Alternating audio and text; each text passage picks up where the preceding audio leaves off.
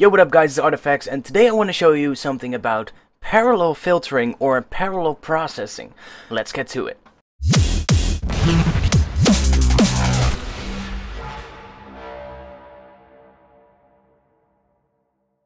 So I've got a little clip right here that I prepared, and I think I'll just play you this. It's a couple of tracks, it's 5 tracks and a bunch of processing, and it sounds a little bit like this.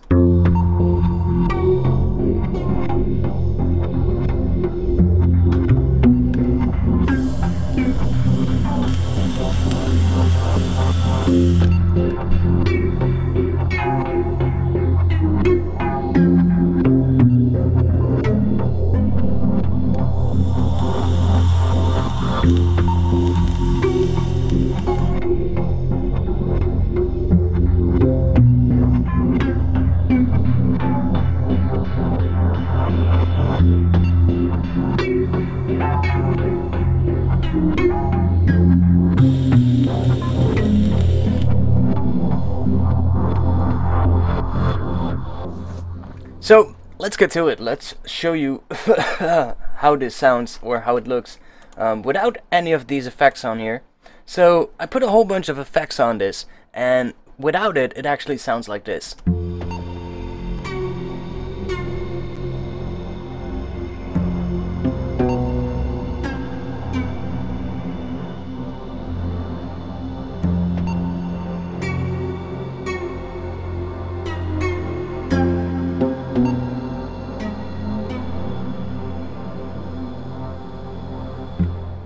So it's actually pretty simple. I've got a few layers. They're all coming from Omnisphere, by the way. I really love Omnisphere. So I've got a low pad kind of sound.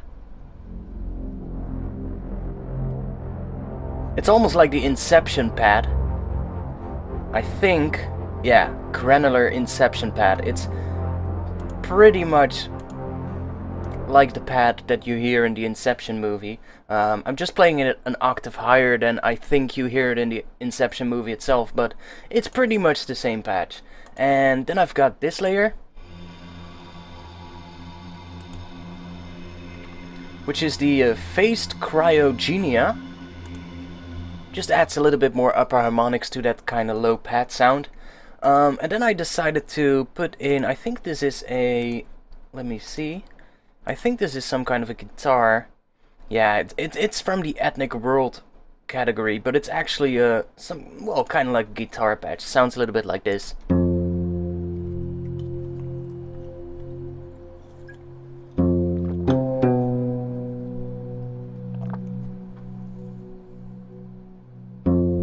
So it's really simple. Then I've got this weird layer in here, and it's actually just, that's what it is. Now this is actually a patch from Trillion. So I went into the synth bass category and then chose the patching the 2600, which is an analog synth, and I went into the Omnisphere controls right over there, and I basically just disabled the first layer. So I just turned this switch off, because with it you get that really acidy kind of bass sound in there, which I don't like, so just took that out. And then I decided to add a Valhalla shimmer on pretty much the default setting, and that just adds a whole bunch of reverb to that sound. So finally I have some kind of a koto sound, which is a Chinese instrument. It's called Koto of the Gods, and this is just playing some kind of a more melodic kind of thing. So just really plays an interesting kind of melody, just to add some more to it. And especially the guitar and this patch together, they kind of like work together really well. So if I just play those two, and then the guitar comes, and then the koto. See, they're kind of like responding to each other, which is kind of like what you want to do when you're making sounds like these, or when you're arranging things. You don't just want every sound to play at the same time. You just want to have multiple sounds that are kind of like interacting with each other. So that's the basis of creating a cool little soundscape, and these all together, of course, sound like this.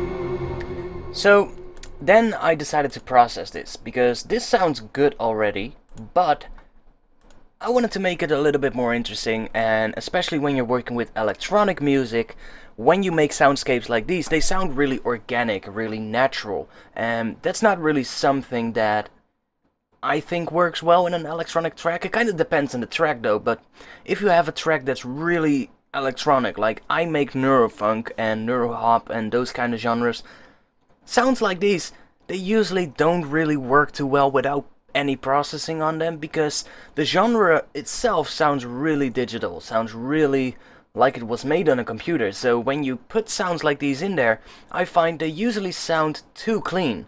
They sound too much like an organic instrument, and that's, I think, not the best option. What I would do is just put some more processing onto it to make it sound a little bit more digital. So that's what I've done right here, and I've used parallel processing to create something really interesting.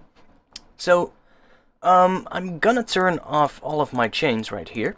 So I have a rack with a couple of chains, and after it I've got a compressor. Now this compressor is just compressing the shit out of this.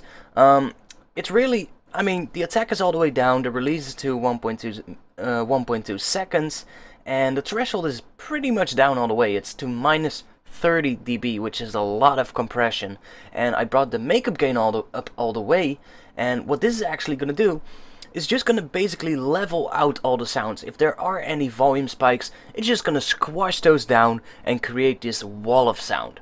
So that is basically because all this processing right here in separate chains, these are chains that are all doing different things, but they might actually overlap each other, so in terms of frequencies. So what's going to happen then is when these frequencies overlap, they're going to get stacked on top of each other, so that means that you suddenly might get a huge spike in volume.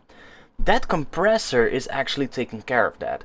Every huge volume spike will just be squashed down so that you don't really have to bother about that.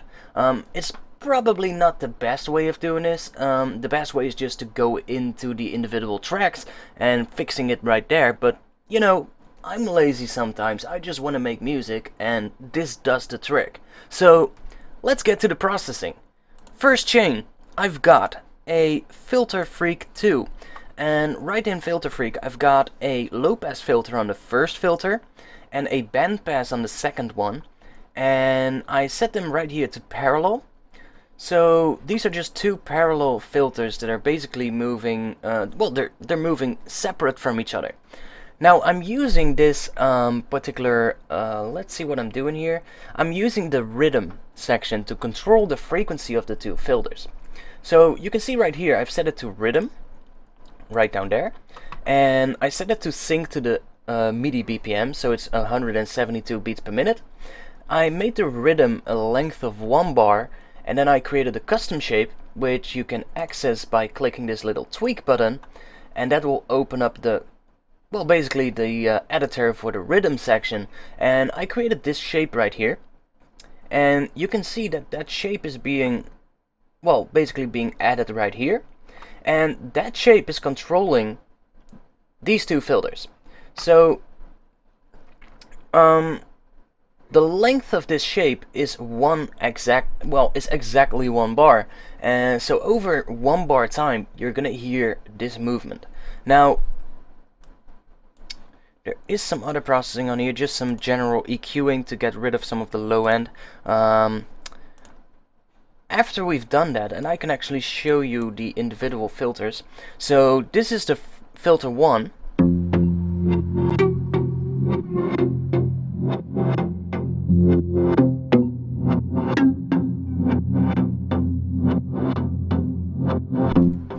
And this is filter 2.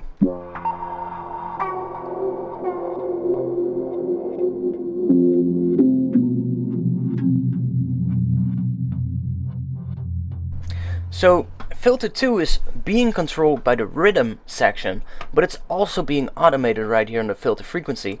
If we go in the automation lanes, this particular one, the bottom automation lane, is actually the automation for the filter frequency right here. So on filter 1, the only movement happening is coming from the rhythm section. On filter 2, the frequency is actually being modulated by the rhythm section as well, but it's also being modulated by a automation lane on this filter frequency. So we're kind of like getting a secondary movement, and if we blend these two, it's actually going to sound pretty cool.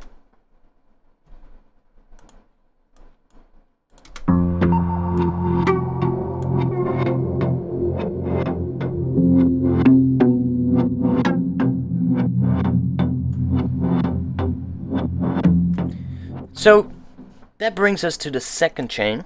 Let me look at this chain.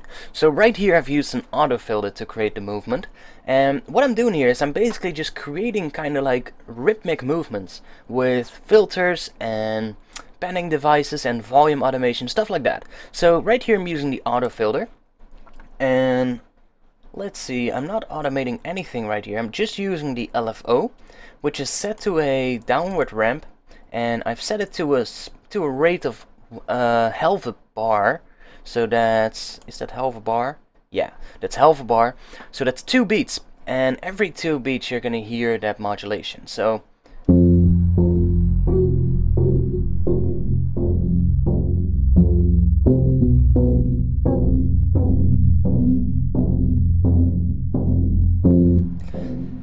those 2 layered,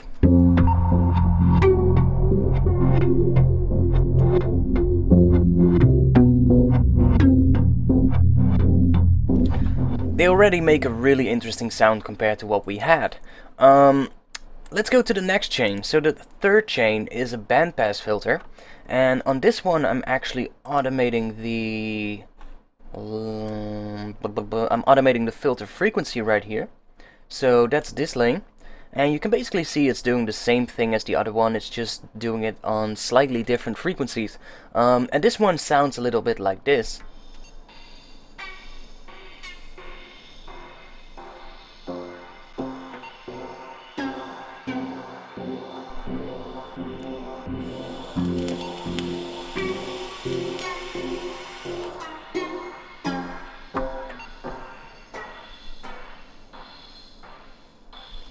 Now, if you are on headphones, you might actually hear that we're getting some really interesting panning. Now, what is going on here? I'm using the LFO set to a upward ramp shape, which takes 1 bar for each cycle of the shape to basically play. And what it's doing is I've set the phase knob to 180 degrees. What that's gonna do, it's gonna basically, when you set that to 0, that shape, that upward ramp shape, is actually a stereo shape. So you have one for the left channel and one for the right channel. When you set the phase knob to 0, they overlap like that. And when you set that phase knob to 180 degrees, it's kind of like gonna shift them like that. So when you set it to 180 degrees, you're gonna hear basically an alternating rhythm between the left and right channel. So that's why that stereo thing, that panning thing, is happening right now, and I'm automating the filter frequency to go down. Now this is a bandpass, and it starts off really high in the frequencies, and it's only going down to about 1000 Hertz. So it's not really going into the low sub frequencies on this layer. It's just adding some nice stereo high content. That layered in with the other 2 layers sounds like this.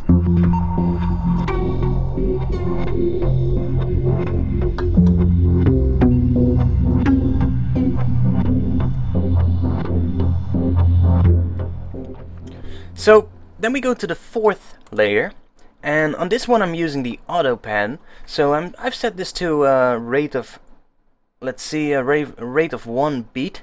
So that's 1/4 of a bar, and I'm using the downwards ramp shape, but I've selected this little button right here, and that turns it into an upward ramp shape, and I just brought the amount up to 100%, took out all the sub.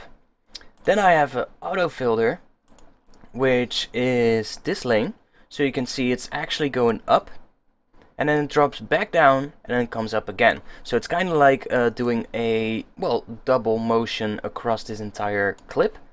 and that layer sounds like this.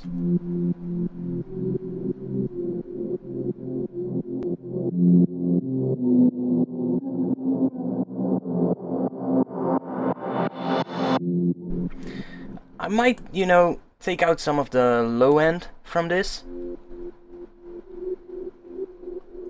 I think that sounds better. And then finally I've got one more chain. And this one is, let's see, this one is just here to add some more glitchy kind of sounds to the whole clip. The thing about soundscapes is that they're kind of like evolving over time, and whenever you play it back, it doesn't necessarily play the exact same thing every single time you play it. So the way I achieved that in this particular one is I've used a Glitch Machines plugin. Now Glitch Machines makes really awesome plugins for glitching up sounds, and they've got a whole bunch of them. And right here I'm using the cryogen plugin, and what I've done is I've basically just taken out all of the low end. So we're just hearing the high frequencies of this clip.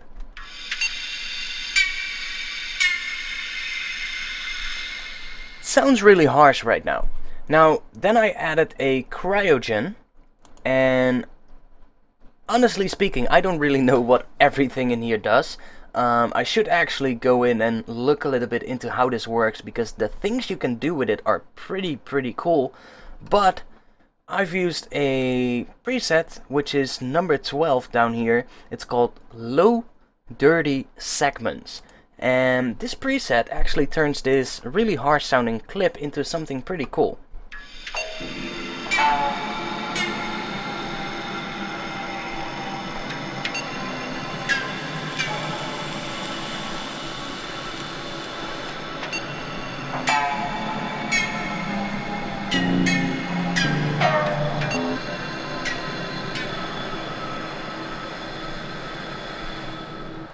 So that's basically where all the glitchy sounds are coming from. Then I layered a low pass filter on it, and I'm using this top automation lane to control the low pass filter.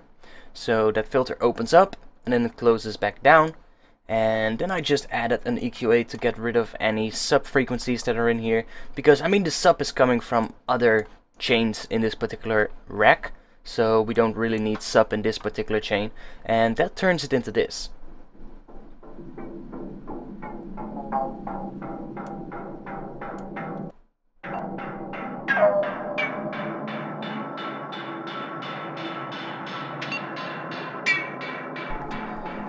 And I'm also using the LFO on the filter, on the auto filter. I'm using the LFO with a rate of 1 beat.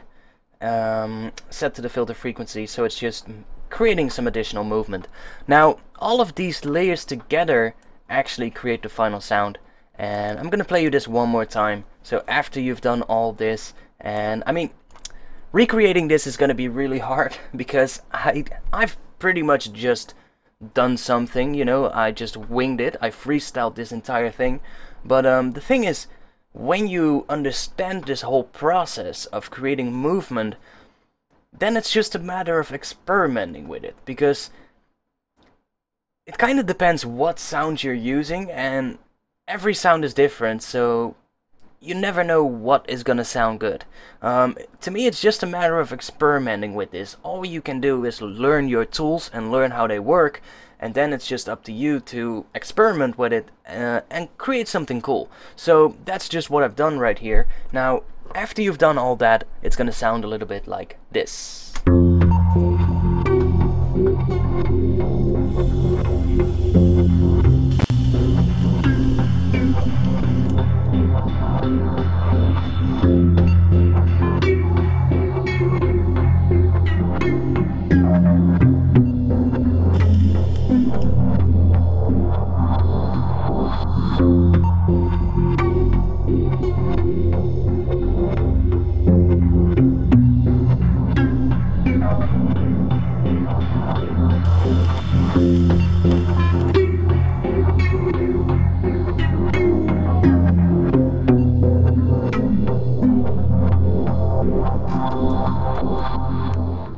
So I hope you like that. It's kind of like a different video. I don't really do too many videos like this where I'm creating soundscapes or kind of like interesting intro and breakdown sound effects, stuff that you can use outside of your drop. So if you like this and if you want to see more videos of how to create sounds like these, leave a comment below this video, like this video, subscribe to this channel.